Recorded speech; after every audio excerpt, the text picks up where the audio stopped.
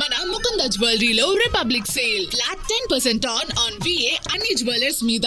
నూతన branches Jubilee hills మరియు వైజాగ్ లో అతి త్వరలో ప్రారంభం.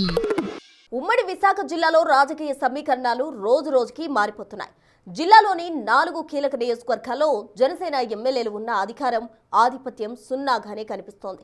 జనసేన పార్టీ క్యాడర్లో ఎన్నికలకు ముందు ఉన్న అదే జోస్తో కంటిన్యూ అవుతున్న తాము గెలిచిన స్థానాల్లో మిత్రపక్షం హవానే కొనసాగుతుందని కింది స్థాయి కార్యకర్తలు కూడా ఆవేదన వ్యక్తం చేస్తున్నారు. ఉమ్మడి విశాఖ జిల్లాలో అర్బన్ నుండి రూరల్ వరకు జనసేన ఎమ్మెల్యేలు ఉన్న పార్టీకి గానీ క్యాడర్కు గానీ సరైన గుర్తింపు ఇవ్వడం లేదని నాయకులు సైతం మదన పడుతూ ఉన్నారు. అసలు ఉమ్మడి విశాఖ జిల్లాలో 4 ఎమ్మెల్యేలు ఉన్న జనసేన పార్టీకి వస్తున్న ఇబ్బందులేంటి?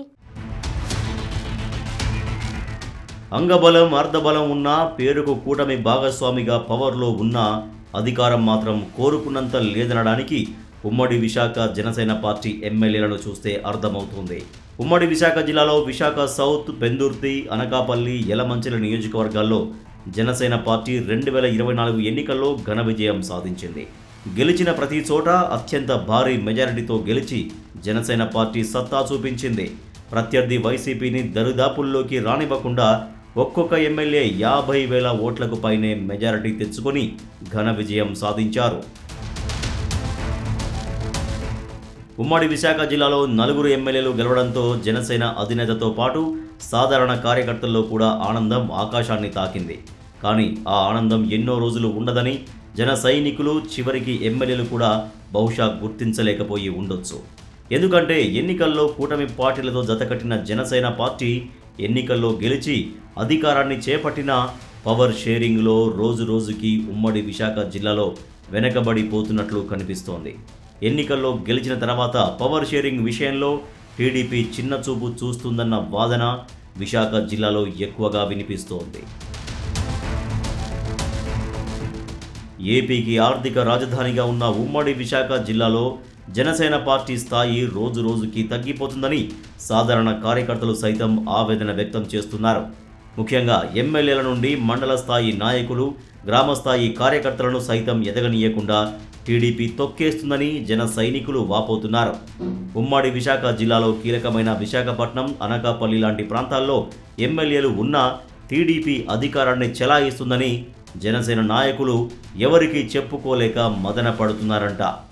పార్టీ అధిష్టానానికి చెప్పుకుందామనుకున్నా పొత్తు ధర్మం మేరకు కూటమి ప్రయోజనాలకు అనుగుణంగా పార్టీ క్యాడర్ మొత్తం పనిచేయాలని స్వయాన జనసేన అధినేత పవన్ కళ్యాణ్ చెబుతుండడంతో ఎవరికి చెప్పుకోవాలో అర్థం కాని పరిస్థితి జనసేన క్యాడర్లో కనిపిస్తోందట.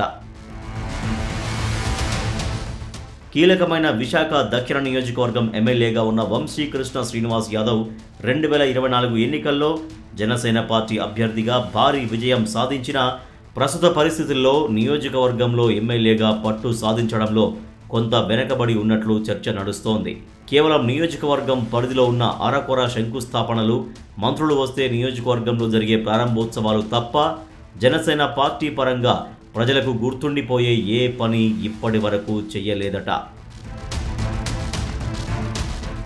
ఎమ్మెల్యేగా ఉన్న వంశీకృష్ణ శ్రీనివాస్ కంటే టీడీపీ నియోజకవర్గ ఇన్ఛార్జిగా ఉన్న సీతంరాజు సుధాకర్ వైపే ఎక్కువ మంది నియోజకవర్గంలోని ప్రజలు ఇంట్రెస్ట్ చూపిస్తుండడంతో జనసేనలో అలజడి మొదలవుతున్నట్లు కనిపిస్తోంది. ముఖ్యంగా సౌత్ నియోజకవర్గంలో ఎలాంటి ప్రజా సమస్యలు ఉన్నా సీతంరాజు సుధాకర్ ఎంపీ భరత్ దృష్టికి తీసుకువెళ్లి వాటిని పరిష్కరించడం, టీడీపీ క్యాడర్ను నిత్యం యాక్టివ్గా ఉంచుతుండడంతో ఆయనే అనధికార ఎమ్మెల్యేగా చెలామణి అవుతున్నారట. ఇక పెందుర్తి నియోజకవర్గానికి సంబంధించి జనసేన ఎమ్మెల్యేగా ఉన్న పంచకర్ల రమేష్ బాబు ఎన్నికల్లో గెలిచినప్పుడు తప్ప సాధారణ రోజుల్లో నియోజకవర్గంలో కనిపించకపోవడంతో అక్కడ జనసేన క్యాడర్ ఢీలా పడిపోతోంది. పెందుర్తి నియోజకవర్గం టీడీపీ ఇన్ఛార్జిగా మాజీ ఎమ్మెల్యే గండి బాబ్జీ కొనసాగడం, అదే ప్రాంతంలో విశాఖ మేయర్ పీలా శ్రీనివాసరావు ఉండడం, పెందుర్తి నియోజకవర్గానికి కీలకమైన పరవాడ, మాడుగుల ఎమ్మెల్యే బండారు సత్యనారాయణమూర్తి స్వగ్రామం కావడంతో నియోజకవర్గ వ్యాప్తంగా టీడీపీ నేతల హవానే నడుస్తోందట. ఆ క్రమంలో పెందుర్తి వాసులకు టీడీపీ నాయకులే పనులు చేయిస్తుండడంతో జనసేన ఎమ్మెల్యేకి ప్రాధాన్యం లేకుండా పోతోందట. యలమంచిలి నియోజకవర్గానికి ప్రాతినిధ్యం వహిస్తున్న సుందరపు విజయ్ కుమార్ పరిస్థితి కూడా దారుణంగా మారిందట. జనసేన ఎమ్మెల్యేగా గెలిచిన తర్వాత నియోజకవర్గంలో విజయ్ కుమార్పై ఎన్నో విమర్శలు రావడం, జనసేన క్యాడర్ను పట్టించుకోవడం లేదు అన్న ప్రచారంతో పార్టీకి ఇబ్బందులు తప్పడం లేదట.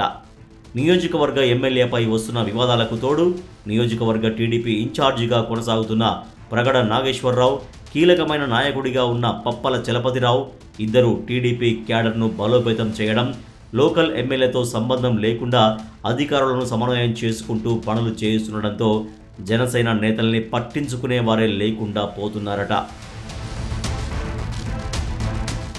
మరోపక్క అనకాపల్లి నియోజకవర్గంలో జనసేన ఎమ్మెల్యేగా గెలిచిన కొణతాల రామకృష్ణ పరిస్థితి నియోజకవర్గంలో కొంత బెటర్గా కనిపిస్తోంది.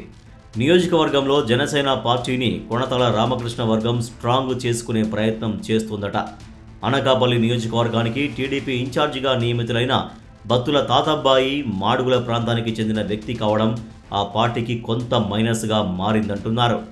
అయితే మాజీ ఎమ్మెల్యే పీలా గోవింద్ రాష్ట్ర స్థాయిలో నామినేటెడ్ పదవిలో ఉండడంతో తన క్యాడర్కు పనులు చేస్తుండడంతో జనసేన పార్టీ కార్యక్రమాలకు కొంత ఇబ్బందిగా మారిందట. దాంతో టీడీపీ క్యాడర్ నియోజకవర్గంలో తమ ఆధిపత్యాన్ని కొనసాగించడానికి ప్రయత్నం చేస్తున్నా కొణతాల రామకృష్ణ అనకాపల్లి ఎంపీ సీఎం రమేష్తో సన్నిహితంగా ఉండడంతో జనసేన పరిస్థితి బ్యాలెన్స్డ్గా ఉందట. ముఖ్యంగా 2024 ఎన్నికల తర్వాత ఉమ్మడి విశాఖ జిల్లాలో జనసేన నుంచి 4 ఎమ్మెల్యేలుగా ఎన్నికైన నామినేటెడ్ పదవుల విషయంలో మాత్రం పూర్తి స్థాయిలో జనసేన క్యాడర్కు న్యాయం జరగడం లేదన్న ఆవేదన కార్యకర్తల్లో కనిపిస్తోంది. జనసేన ప్రాతినిధ్యం వహిస్తున్న స్థానాల్లో టీడీపీ హవా కొనసాగడం, నామినేటెడ్ పదవుల్ని కూడా ఎక్కువగా టీడీపీ వాళ్లకే కేటాయిస్తుండడంతో జనసేన పార్టీ అధినేత మాటను కాదనలేక, టీడీపీతో సమన్వయం చేసుకోలేక, పార్టీ నుండి బయటకు వెళ్లిపోలేక గ్రామస్థాయి నుంచి నియోజకవర్గ స్థాయి వరకు ఉన్న కార్యకర్తలంతా దిక్కుతోచని పరిస్థితుల్లో ఉన్నారట. ఇప్పటికైనా అధినేత పవన్ కళ్యాణ్ నియోజకవర్గాల స్థాయిలో జనసేన పార్టీకి పూర్తిగా ఇంపార్టెన్స్ లేకుండా చేస్తూ ఆధిపత్యం చెలాయిస్తున్న టీడీపీ నేతల విషయంలో ఆ పార్టీ అధిష్టానంతో మాట్లాడి సమన్వయం చేసుకోకపోతే భవిష్యత్తులో గెలిచిన ఎమ్మెల్యే స్థానాల్ని సైతం జనసేన కోల్పోయినా ఆశ్చర్యపోవాల్సిన అవసరం లేదంటున్నారు. మరి జనసేనాని ఏ విధంగా దిద్దుబాటు చర్యలు చేపడతారో చూడాలి.